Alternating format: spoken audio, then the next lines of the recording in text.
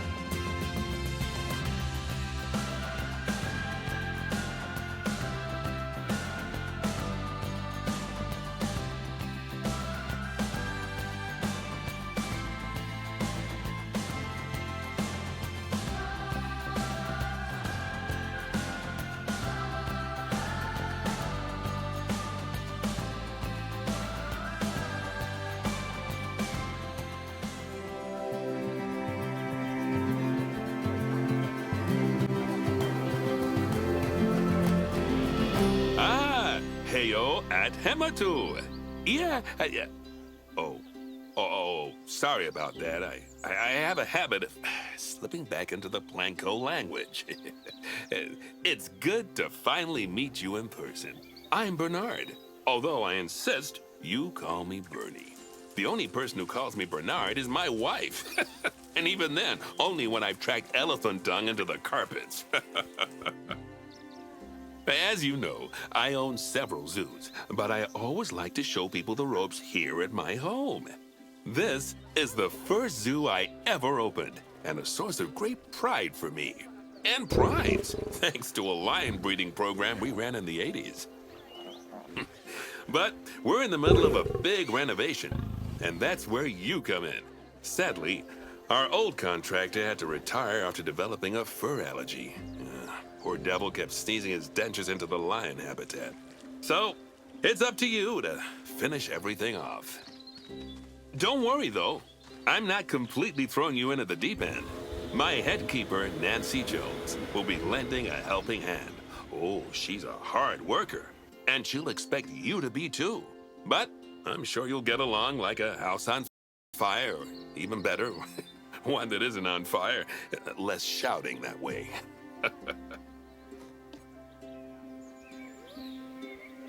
Hello there. From that rosy, fresh face of yours, I'm guessing you're Bernie's new hire. Good. Now, I hope you're ready to ditch your diploma because we're about to get really hands-on. But before we begin the real work, how about we familiarize you with the zoo by learning how to fly around it and visiting some of our beautiful animals. We'll start by popping over and having a look-see at the grizzly bears in their habitat. Did you know that grizzly bears, also known as Ursus arctos horribilis, can hibernate for up to 7 months a year? Oh, but then again, given the chance, I think a lot of people would do that too. Select one of the bears and you'll bring up its information panel. This is where you can find out all kinds of information about your animal. The most important thing being its overall welfare. You'll learn more about animal welfare today as we go through your objectives. But for now, let's enjoy this magnificent animal. Why don't you select the camera at the bottom of its information panel?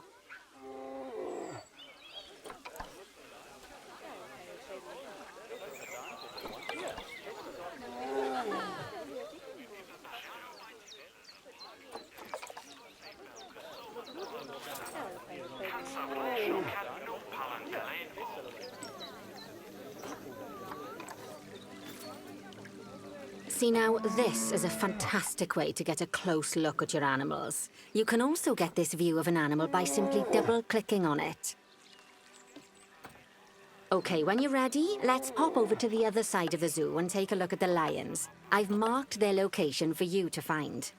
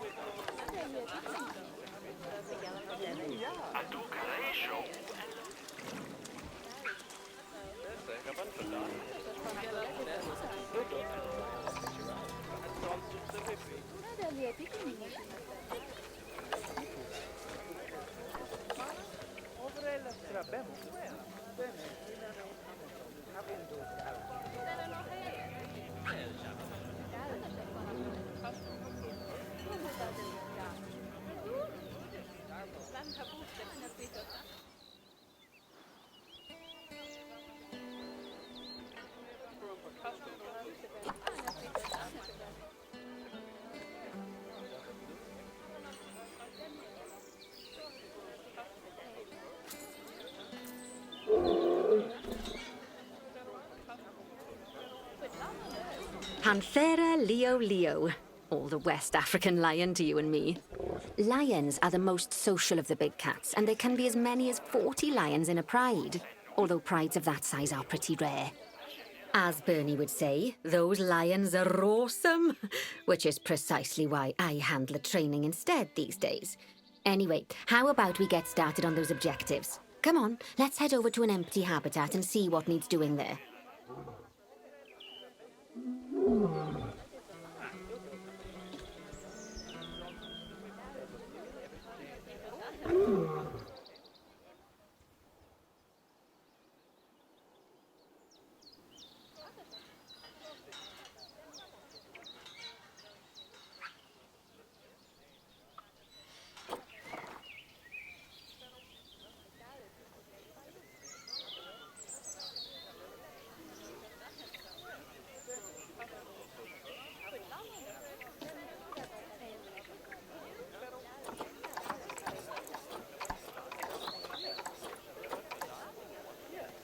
As you can see, it's a lovely space for animals, but it's missing a certain something. Well, two somethings. Warthogs. So I'd like you to adopt a pair of them. To adopt animals, we need to open the animal market, which is in the animal trading section.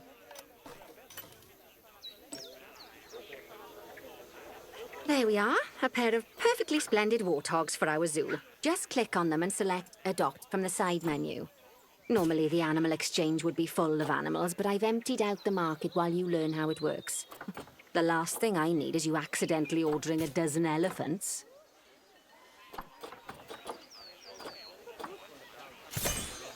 When you adopt an animal, it's automatically placed in the trade centre, where they're held until you're ready to move them into their habitat, which, as it happens, you are. So how about you move them into their new home?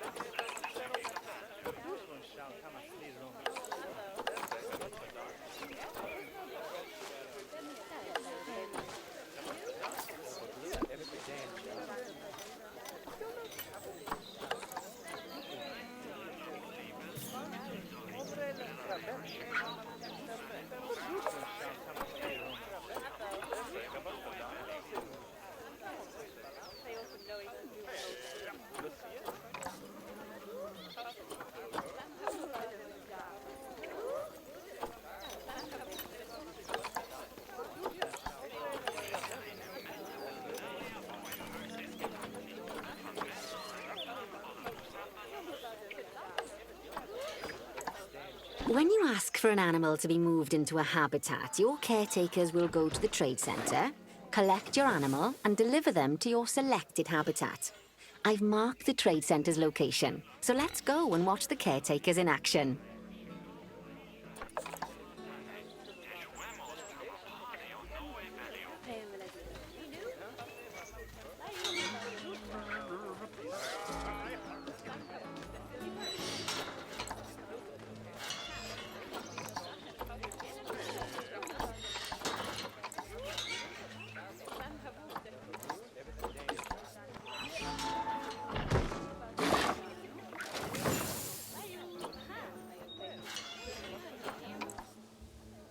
Well, as you can see, those caretakers don't hang about. They'll move those animals to their destination as fast as possible.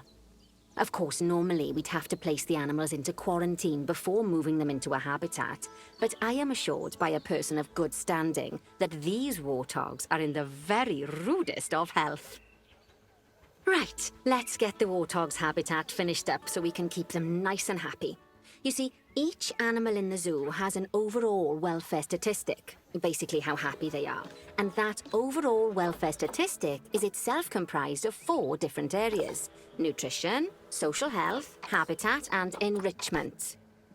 Luckily, if you select an animal, you'll bring up their animal welfare information panel, which we saw earlier, where you can see how they're doing. That way, you'll know exactly what areas need to be addressed. Don't worry if that's a lot to remember. You can always check the Zoopedia for more information.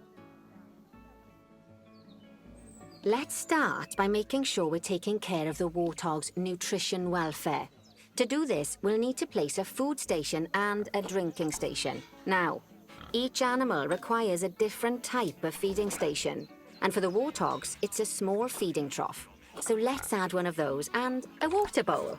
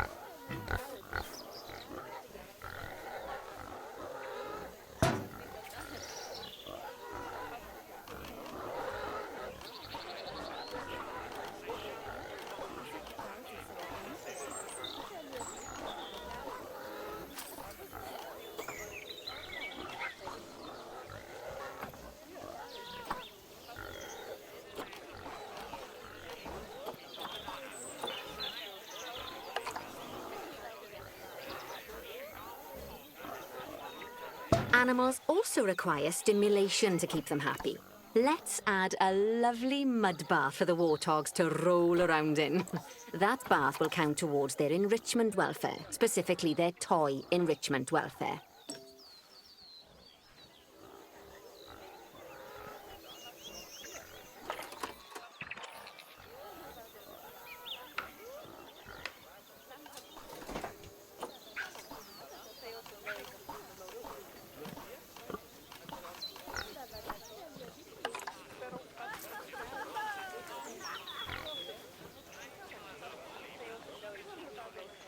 Oh, nice work.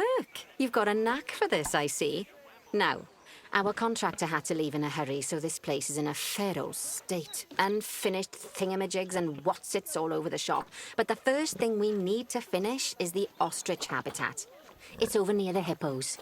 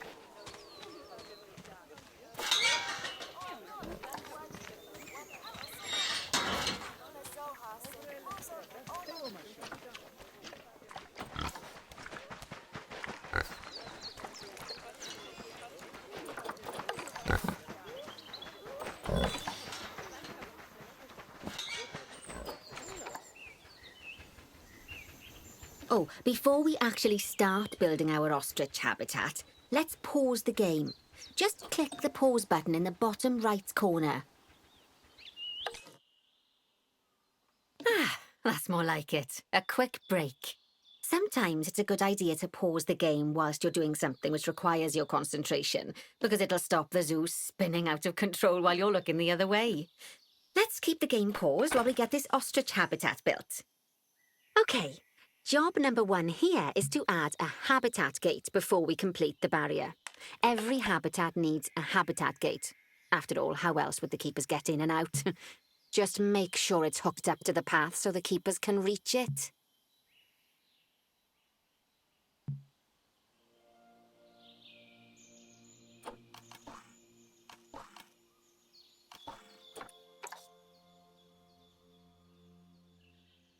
Right, let's complete the perimeter barrier so we can adopt us some ostriches. I've marked out an area for you to use, so I'd like you to finish off the perimeter using the brick barrier.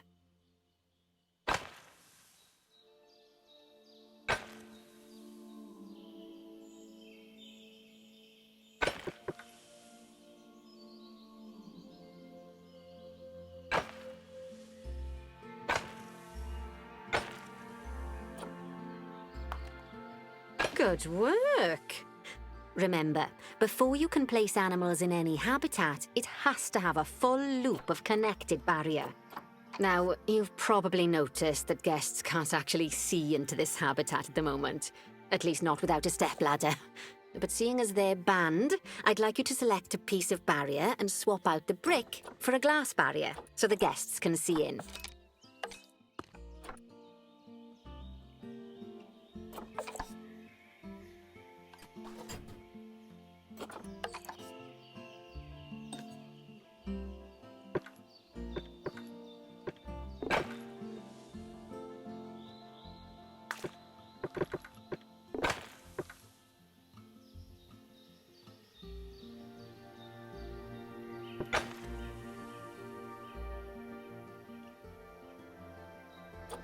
There we go.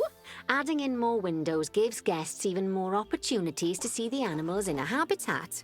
It's always best to make sure the guests can get a good view into a habitat from the path they're walking on, because it makes them happy, and because this would be a pretty terrible zoo if they couldn't.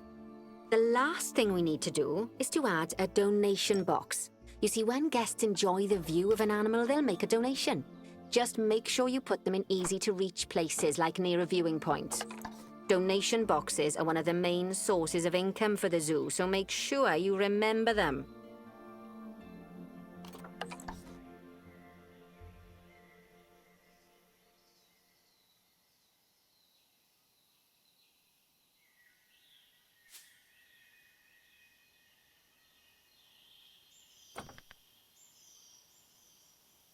By the way, as well as pausing the game, you can speed the game up by clicking on the fast forward button.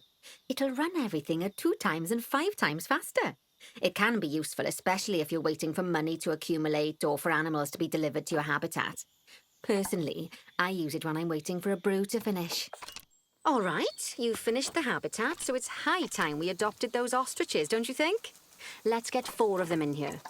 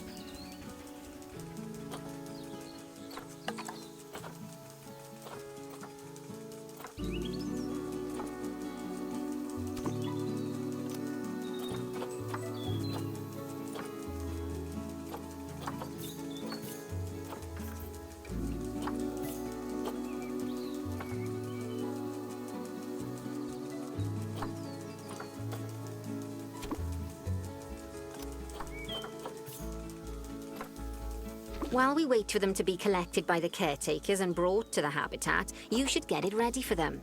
Add a suitable feeding station, water station, and an appropriate food enrichment item.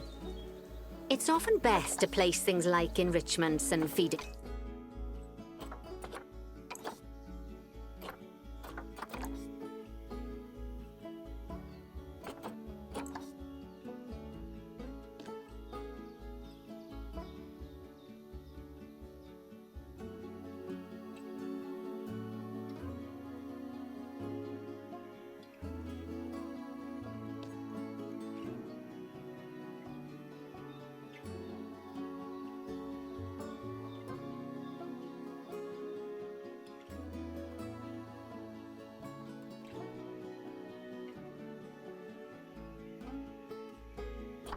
stations near to the habitat perimeter, so guests can get a really good view of the animals.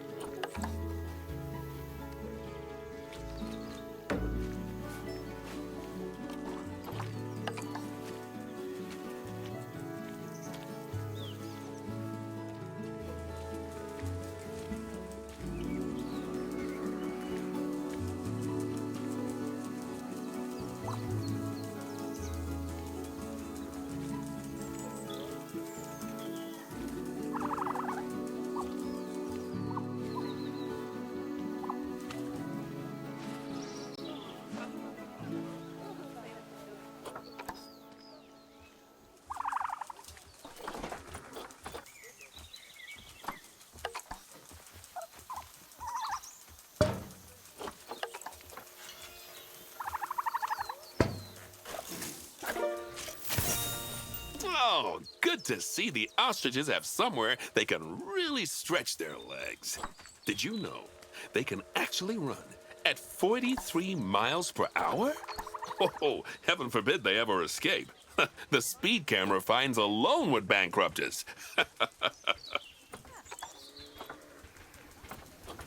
Well, Bernie certainly seems impressed. Did you do his speed camera joke? Every time we get an ostrich.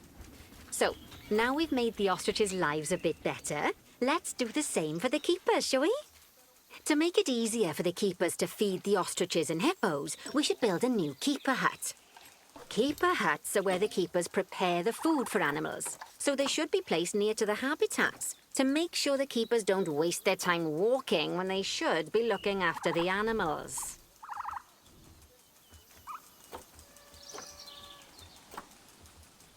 You'll need to rotate the keeper hut to get it to connect up to the path.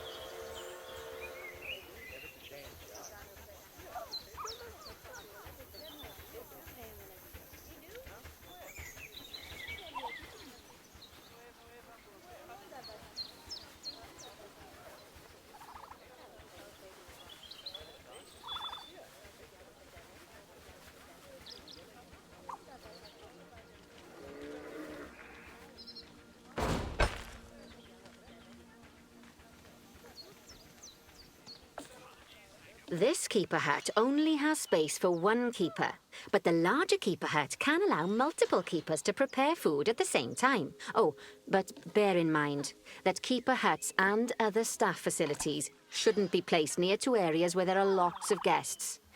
Guests don't like seeing facility buildings, and it can affect their happiness. Negatively. In case that wasn't clear. Something that all facilities, shops,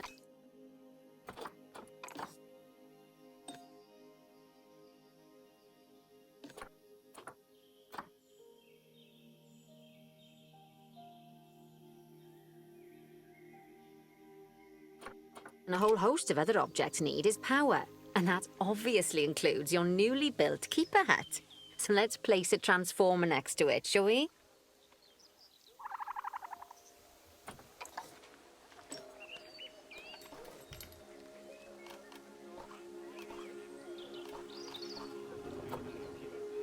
Now, the reason everything has gone blue is because you're using the power heat map.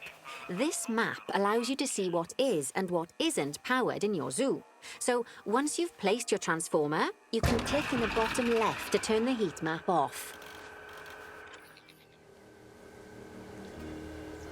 Lovely work. Now the keepers can start using the hut to prepare food, and thanks to where you've put it, they won't need to walk very far to deliver it to the ostriches and hippos. Let's get on to your next objective then. Bengal tigers. We want to adopt some, but I'm afraid there's nothing ready for them yet. Head on over to the plot of land I've marked out. It's not too far away.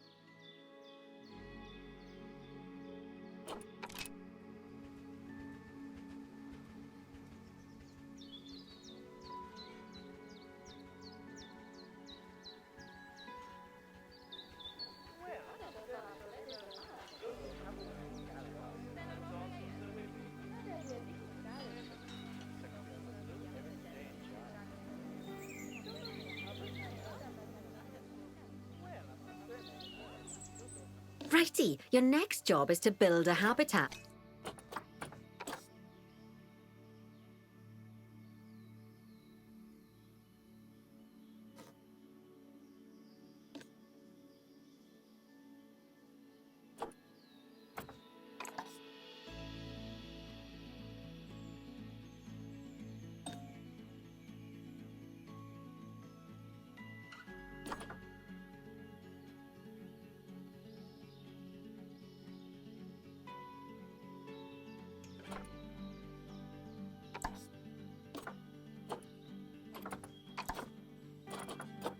From scratch. And concrete and glass, I expect. So go ahead and build it. Just make sure that the habitat includes that big hole we've dug. Oh, and don't forget to add a habitat gate to the barrier. Oh, and make sure the guests will be able to see the tigers.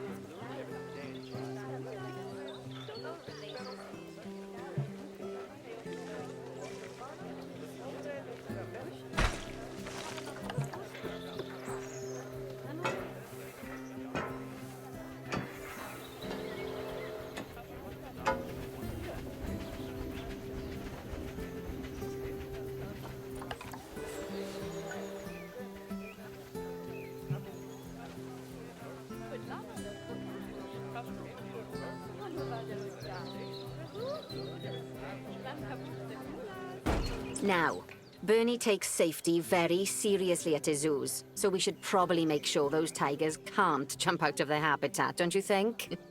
The way we'll do it is by changing the height of the habitat's barrier. Okay then, you should start by double-clicking the habitat barrier, which will take you into barrier editing mode. Great. Now highlight the entire perimeter of the habitat. You can do that by clicking and dragging the barrier selection tool.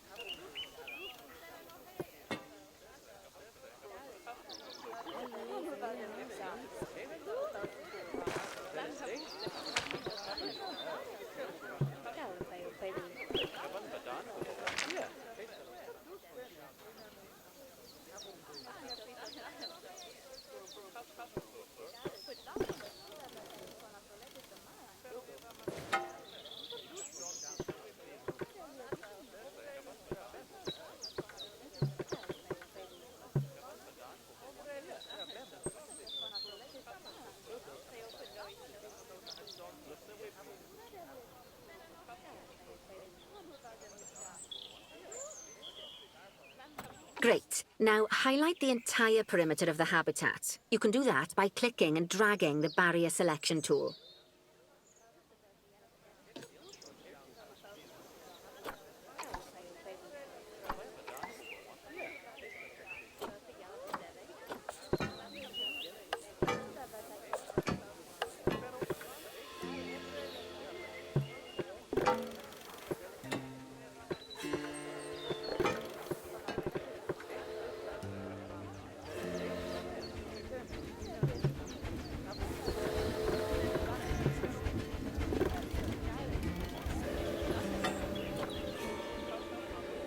Great. Now highlight the entire perimeter of the habitat. You can do that by clicking and dragging the barrier selection tool.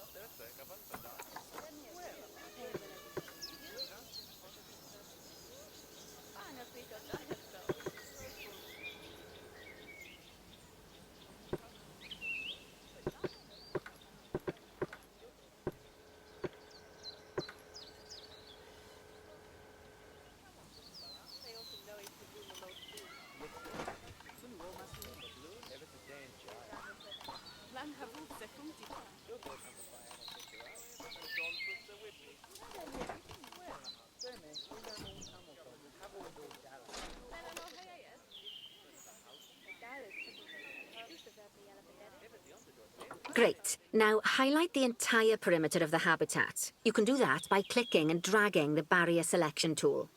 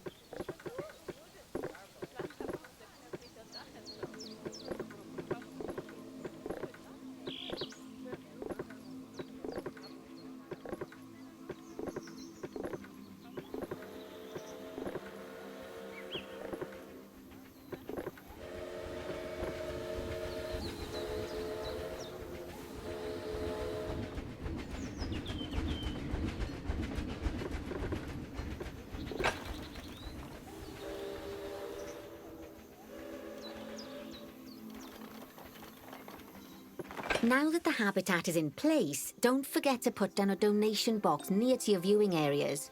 We need every dollar we can get. Especially as these tigers aren't exactly eating instant noodles for lunch.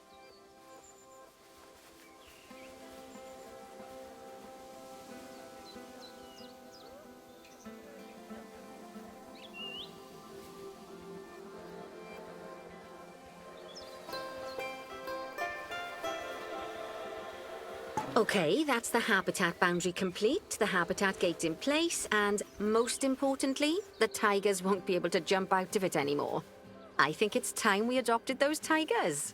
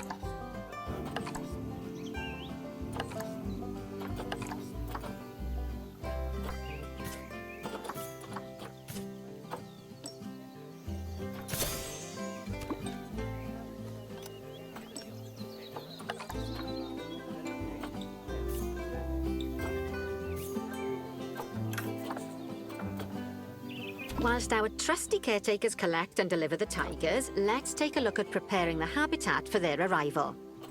We'll start with the basics. Add a suitable feeding station for them.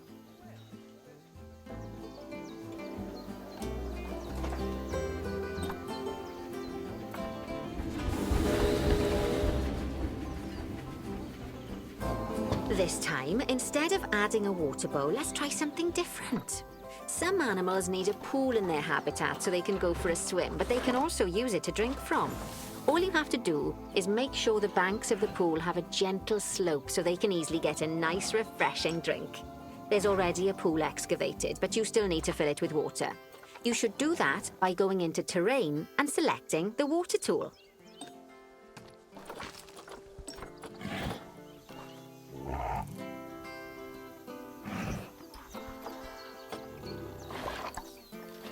Yes, that'll do nicely.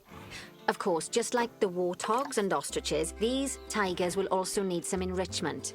Why don't you add some suitable toy and food enrichment items into their habitat?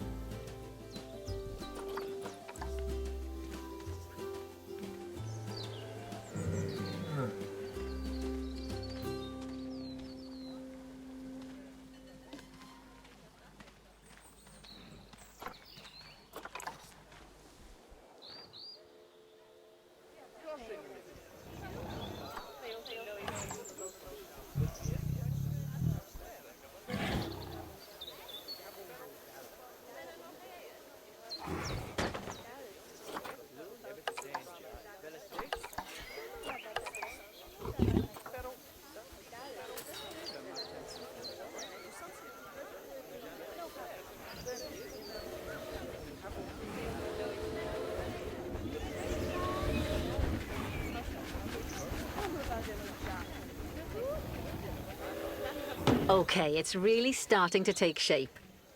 Now, the tigers will need a shelter in their habitat so they can hide from the guests, or more likely, the bad weather. Although, given that we're in England, you might want to think of that just as normal weather. Go on, add a shelter to their habitat. You can either build one from various suitable bits and bobs, or if you like, just pop down the blueprint that I've already built for you.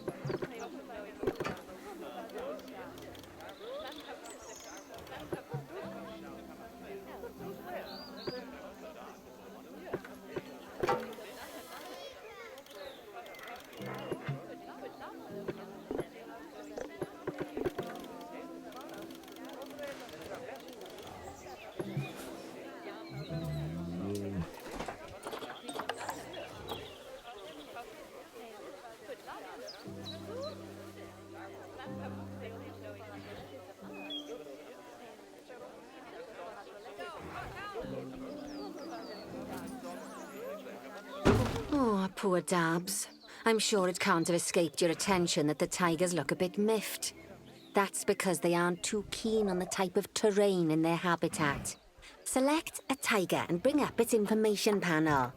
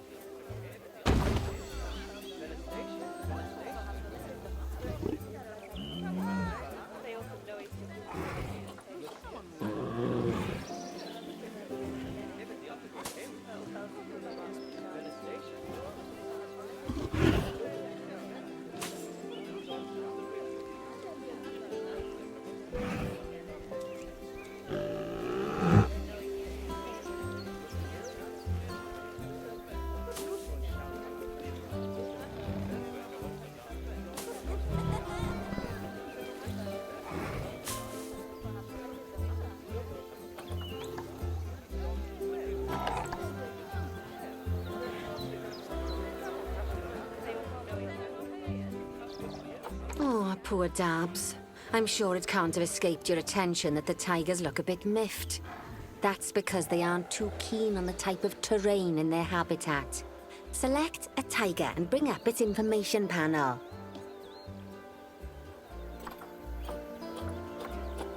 Rightio, click on the Terrain tab. That way you can view the terrain information and see how they feel about the different types of terrain. That'll tell you what the tigers need more of or less of in this habitat. Okay then, open the Terrain Editing tool, select Painting, and give them some more soil. Yes, that should help with the habitat part of their welfare.